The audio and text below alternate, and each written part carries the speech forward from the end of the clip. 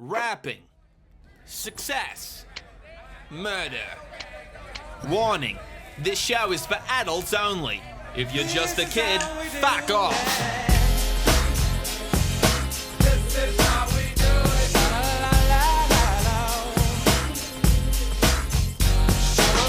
So, here we are. Everyone with the cable connection is well aware of what happened that fateful night, October 31st, 1992. Yet to fully make sense of what occurred that night, we've got to go back. To when, you may ask? I respond, well, this is a documentary. There's only one decade we're allowed to go to. It was the 60s, a decade of free love, flower power, Vietnam, moon landing, hippies, Volkswagen, bug, the Beatles. You gotta understand, is a classic way to start a sentence when you're being interviewed for a documentary, and a great way to patronize younger viewers and make them feel stupid for not being born the same year that you were. Bring the shot close up, even closer, with a master for the sentence end as my voice goes down low. Side view. I'm not even looking at this camera. I'm too busy thinking about the 60s, specifically the day Montel Jordan was born, December 3rd, 1968.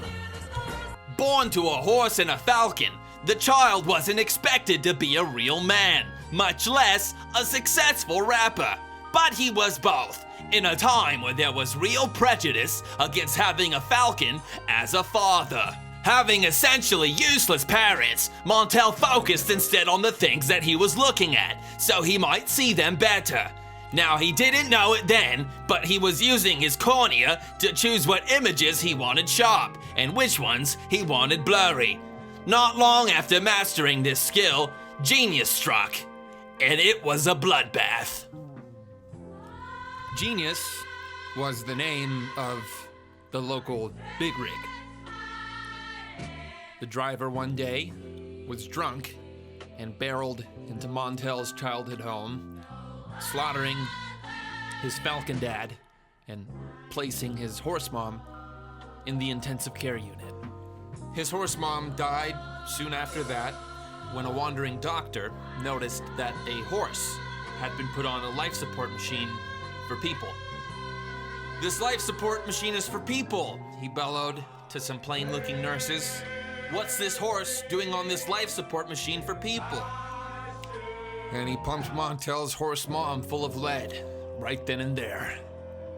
I know since there being a hospital involved, you might wonder whether that lead that was pumped came from a gun or some sort of syringe filled with liquid lead, because pumped in a hospital situation is sort of ambiguous as a verb.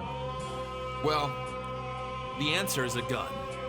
Lead, as we all know, has a melting point of 600 degrees Kelvin, or for those of you who pursued a liberal arts degree, 620 degrees Fahrenheit, or for those of you who were born into second-rate nations, 326 degrees Celsius.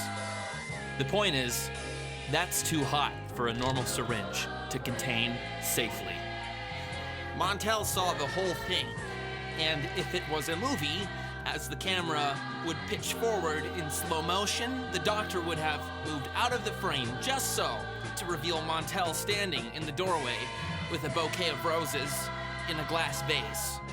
I like to imagine he would have then dropped the vase, with the vase shattering into 1,000 shards, and the camera would have captured this, also in slow motion, and possibly even in black and white. We can only assume, after the slow motion shattering of the black and white vase, a single tear would have rolled down his left cheek as the screen cuts to black, signaling the end of the scene or segment, leaving us, the metaphorical viewer, to wonder with an intense anticipation about what the following chapter might bring, having been so delightfully entertained by the first showing.